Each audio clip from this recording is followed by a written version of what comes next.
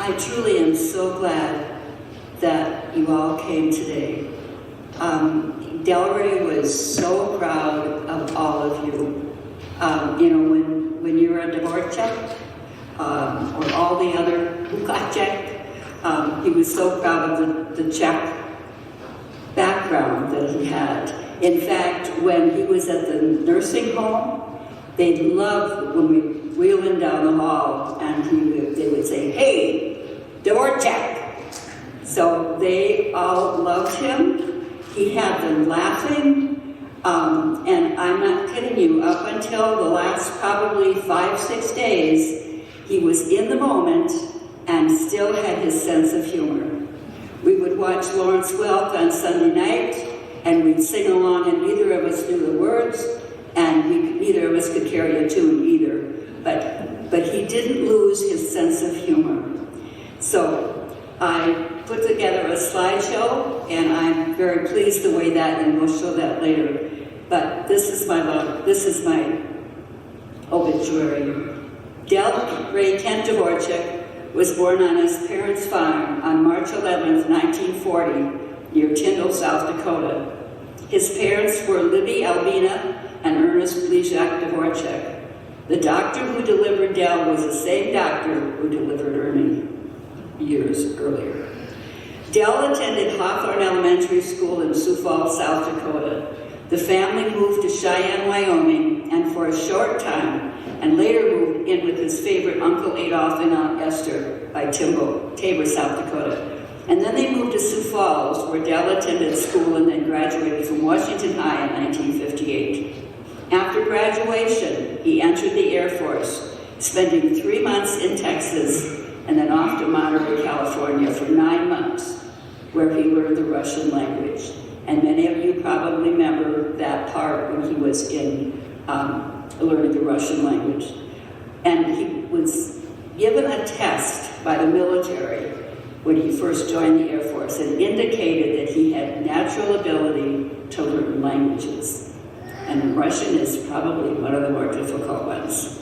After he studied 9 months in Monterey, he was sent to Trap Zone, Turkey, for he was a spy in the sky, and where he would listen and interpret the Russians.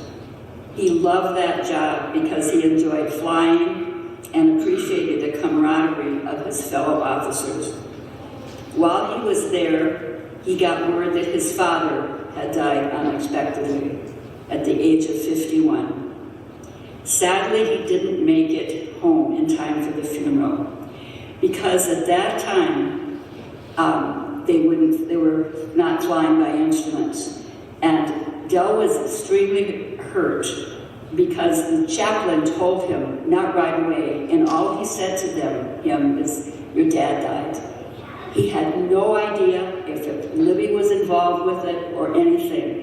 And he didn't know until he got to New York and called Libby and said, "We didn't know you were coming. We buried him yesterday."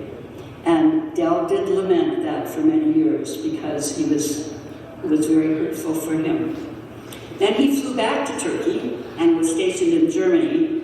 And I know he got together with cousin Dave Hahn, and I think they had some pretty good times in Germany, what they remember. He learned the German language, and when the military career ended, he attended Augustana, graduating with a BA in German with minors in art, theater, and biology. While in college, he met me, and we were married on June 24th, 1967.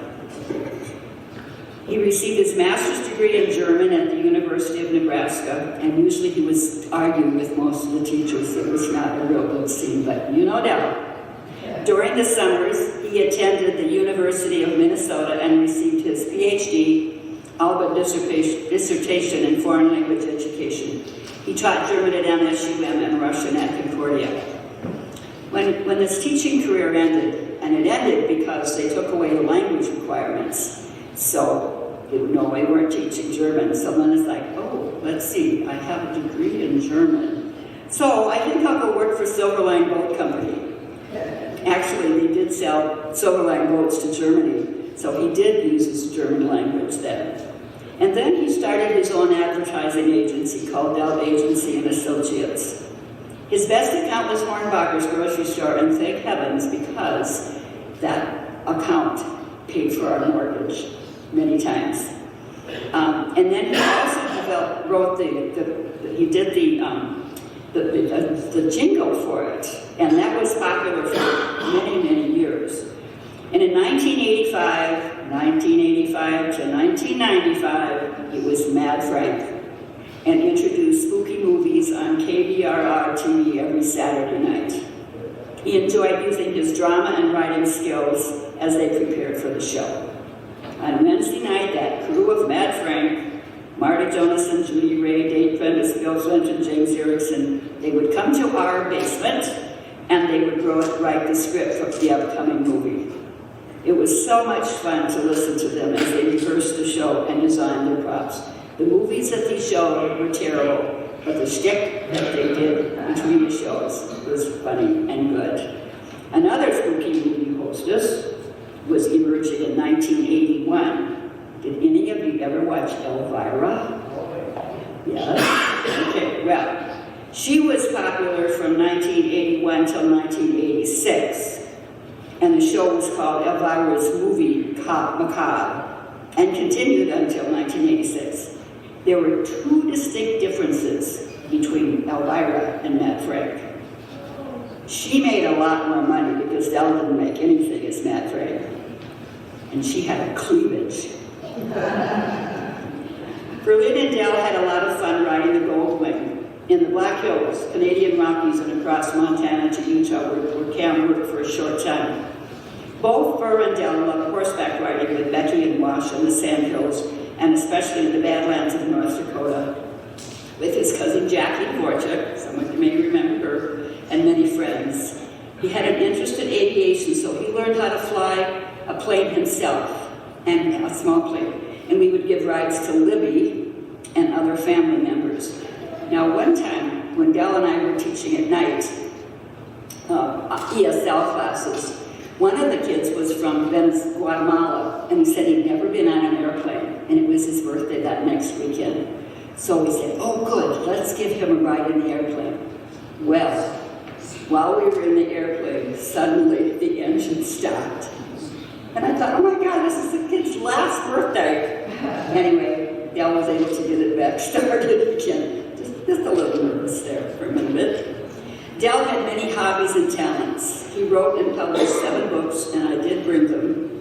Westerns under the pen name Kent Cameron, and the espionage novels were under the pen name of Delray, Dvoracek. And one of them called The Baltic Sea Incident, it was, in the book, he was shot down, but he wasn't, not in real life. He created many interesting characters out of wood, which consisted of cowboys, animals, Star Wars characters, and anything that anyone wanted, he would create them. And I do have some over there, and I really don't want to take them home, but I have some others. So if you'd like to take one of Dell's characters, you certainly are welcome. Dell had many health issues, as you may remember. He had a heart attack, stroke, West Nile, and finally MS. But that didn't define him. He never lost his sense of humor.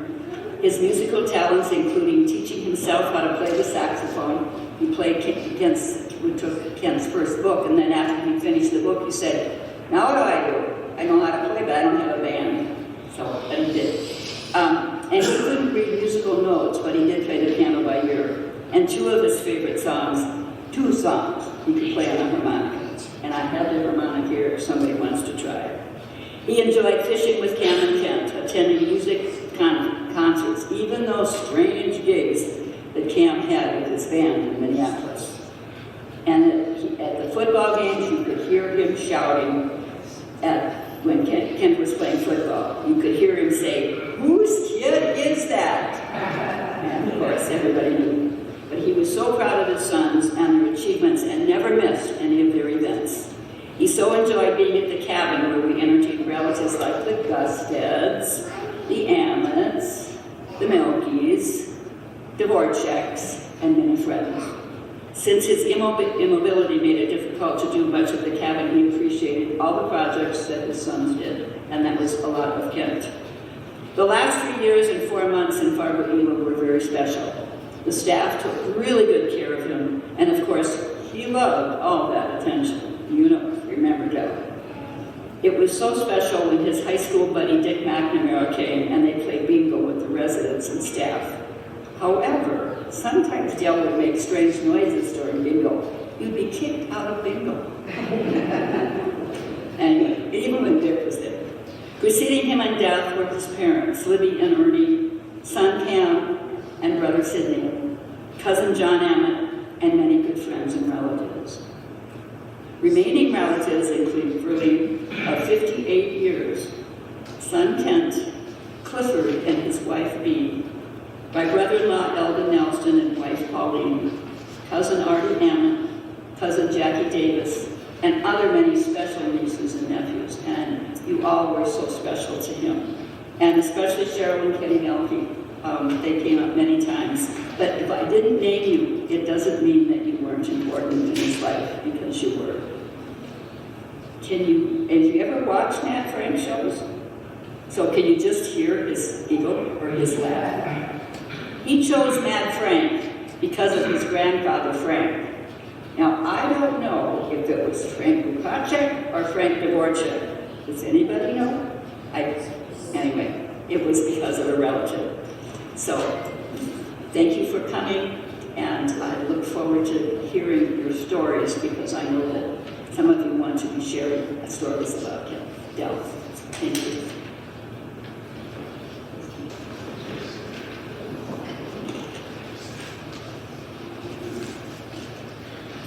Sucking on something I lost, you gotta swallow it. And I'll start. Throughout my life, I've often thought about the people that I'm really close to and that I love very dearly. And I think about how hard it will be when they're no longer with us in our earthly lives, and we will no longer be able to make memories with them. I think about how much I'm going to miss them. And that moves me to ponder, what was that person's legacy? What will my legacy be? Well, first of all, what is a legacy? It's so much more than the material possessions that you pass on to those you love. It's the long-lasting impact a person has on others, encompassing their values, their character, their accomplishments, and the unique story that they leave behind. Wow. How do I summarize in just a few minutes what the legacy of Delray Dvoracek is? I have known Del for about 60 years. At the age of 5 or 6, I was introduced to Del at Grandma Ted and Aunt and Grandma Mildred's farm near Coleman, when Verlene brought her new boyfriend home to meet the family. Del and Verlene were attending Augustana College, and I can't explain it, but right from the start, as a little girl, I remembered thinking how much fun he was and how much I liked him from the very start. At that first meeting, he drew a pencil drawing of my facial profile on a paper grocery sack. It looked exactly like me, and as a little girl, I thought that was so cool. And I still think it's so cool today. I have never forgotten it. And I have saved it all these years. And I thought I knew exactly where it was, but I couldn't find it when I looked a couple days ago. But I know it's upstairs, so I know I will find it. It's still there, and I look forward to finding it. I spent a lot of time making memories with my Uncle Del, Aunt Verlene, Cam, and Kent. And so I knew him very well. Now, if I told you that Del was the kindest, gentlest, most complimentary, most tender person I have ever met, you would immediately think, wait a minute, Cheryl must be talking about her Aunt Verlene. Because if you really knew Del, as I did, some words that might come to mind, might just describe him, might be stubborn, headstrong, obstinate, maybe even cantankerous. Stick with me here for a minute, as those are not my last words to describe this very complicated, talented, brilliant, fun-loving man that I was blessed to call my dear Uncle Del. I could stand here all day and tell you stories about the fun times we had together. Thank you, Del, Verlene, Ham, and Kent, Cam, for welcoming us to your lake cabin at Island Lake every summer. I will never forget about the time that I brought my boyfriend along to the lake so that the Dvoraceks could meet him. Grandpa Ted, Grandma Mildred, Mom, Dad, Melissa, my boyfriend, and I came to Island Lake in our Monte Carlo with bucket seats.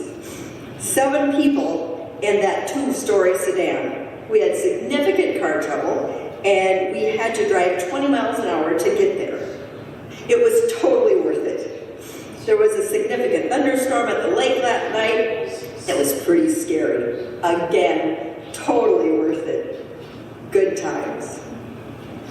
I'm thinking that bringing my boyfriend, who is now my husband Ken, to the lake that weekend maybe kind of sealed the deal with our relationship. I mean, he might have thought, that's really a super fun family. Or he might have thought, if I can endure a weekend with this family, I can make it through anything. If you knew Del, you were so aware of his accomplishments. He had many God-given gifts and talents. As Verlene mentioned, he was an awesome artist, a painter, a woodcarver, publisher of 8 books, and other writings which haven't been published but should have been. He was a cowboy, a pilot, a musician. He played the piano beautifully by ear. He wrote a song or 2. He was that beloved TV celebrity star Mad Frank. He was a comedian, a fisherman. This is one of my favorites, a Salvation Army bell ringer. In my opinion, those ringers are my heroes. Verlene and him did that together. He was a handyman, a college professor. He served in the Air Force. He was an advertising agent. He was a cool Goldwyn motorcycle driver. And for our kids, he was a magician with his awesome magic coin tricks. These are just a few of his many talents. And through all of those different roles Del played, he and Verlene as well were always there to lend a helping hand to a friend in need. Thank you for the memories, Del. Thank you for all the boat rides around Island Lake, especially when you would pull us around the lake on a stand-up board. The crawdad hunts at night that evolved into crawdad feeds the next day. I remember the big campfires that Del made when we were going to make s'mores while we sipped on cheap wine. I was always in fear of our lives when he did this, as I thought for sure that he would start us all on fire by using the blower on the vacuum and created flames taller than the trees. There's people smiling. I think they've been there and had the same experience. I'll never forget how cool it was to ride around downtown Fargo with Mad Frank in his old classic white Cadillac convertible with leather seats. We were the envy of everyone on the sidewalks and streets as we cruised around with this big celebrity at the wheel. I think it's fairly safe to say that if you knew Del, you loved him. But that being said, I think it's also true to say that if you knew him, you knew that he could be, let's say hi, I gotta think about how I can say this respectfully, but yet honestly, he could be very challenging to deal with at times. Very good. This is honest God truth. As I'm writing this part of the speech, trying to think how I can talk about how challenging he was, all of a sudden, a Facebook notification popped up on my phone and said, there's a post on Del Dvoracek's Facebook post. I thought, man, I gotta be careful what I say. Del is listening right now. Sometimes he would speak to me in a kind of a crabby, demanding, and humiliating tone that I was always quick to discipline him and say in a stern, firm voice, Del, let's try that again. Today is a day that we are honoring Del and remembering his life. And so I'm not going to focus on his challenging traits, but I do want to acknowledge that in my opinion, Verlene, you were an amazing, awesome, and very patient wife. He was so blessed by you. You were always there for him, and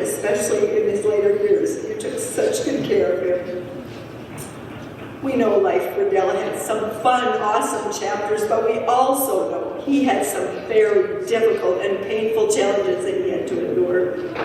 We say a cat has 9 lives. Del had enough lives to equal a herd of cats. He endured a heart attack and had open heart surgery at the age of 45. He had a stroke when he was in his early 60s, which left him, as you know, with significant lifelong chronic effects. Thrown off by a horse when he was hit by a pickup truck along with the other riders who were with him, and while they were riding their horses. One of those horses had to be put down. It was really a traumatic accident. Over time, Del healed. As Berlin said, he had a close call when he was flying his plane and almost had a bad accident there. He was told he also had a bicycle accident.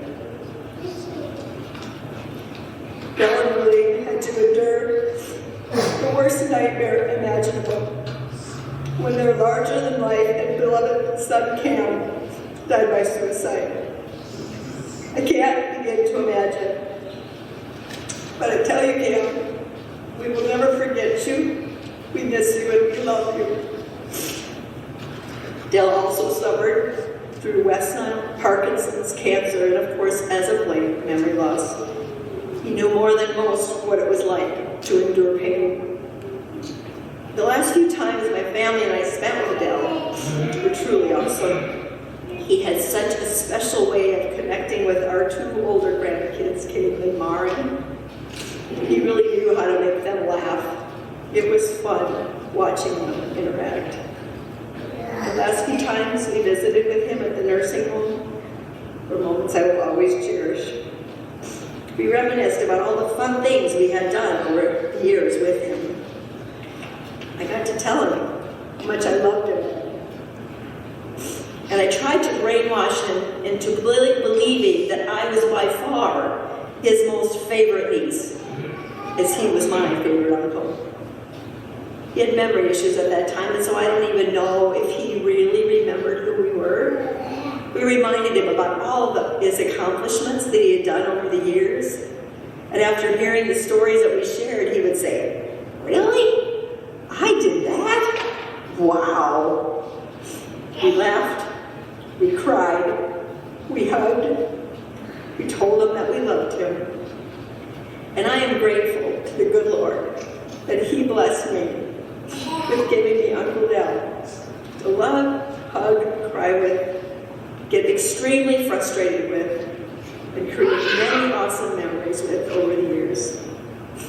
We will miss you, Uncle Del, and I thank God for the gift of Delray Dvoracek.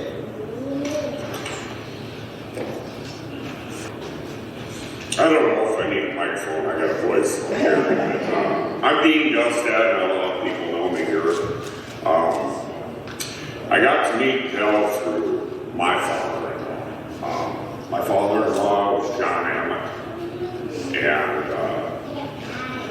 when John passed away, Del came down and spoke at my father-in-law's funeral.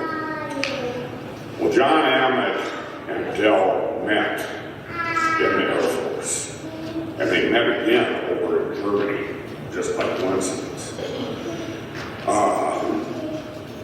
At that point in time, Del invited John to come stay with his family out in Tabor, South Dakota, who my mother-in-law got met that weekend. So he was kind of responsible for hooking them up.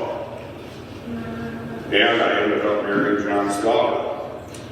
Just like you did, we were single, and we went up in a family with the whole Emmett family.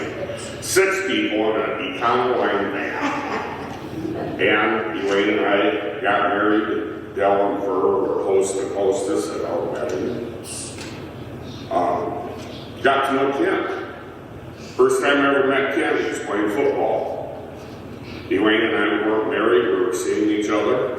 We went to a football game. Ken, Delray was very proud of both Ken and Kent. I got to go pheasant hunting with Cam, and he always came down to our farm, and it was always over Thanksgiving. And Cam would spend probably about 7 days, would be pheasant hunting. Sometimes I'd be combining. He would go out with my kids. But it got to be that Dell and Burr would come down and spend Thanksgiving with our family. And that was very special. I was 79 this morning with my middle son. And it remembers me to the same field, the same corner of the field. We had been pheasant hunting all day. There was probably 6, 7 of us. And Dell and Burr were kind of pulling up because Dell couldn't walk very good back then. Because I used to pheasant hunt with him too. Dell and Burr come pulling up, and there's 7 or 8 guys out in the CRP right off the corner of the field, and we're all talking. And up jumps a rooster pheasant. And everybody emptied their gun at it and never hit it. And Dell looked at everybody and said, "Really? You call this hunting?" I was in the same corner of the same field this morning.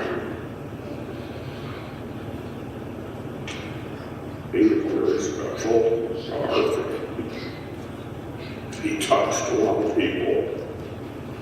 We were always welcome at the cabin, we still are. I was very proud of him. Thanks.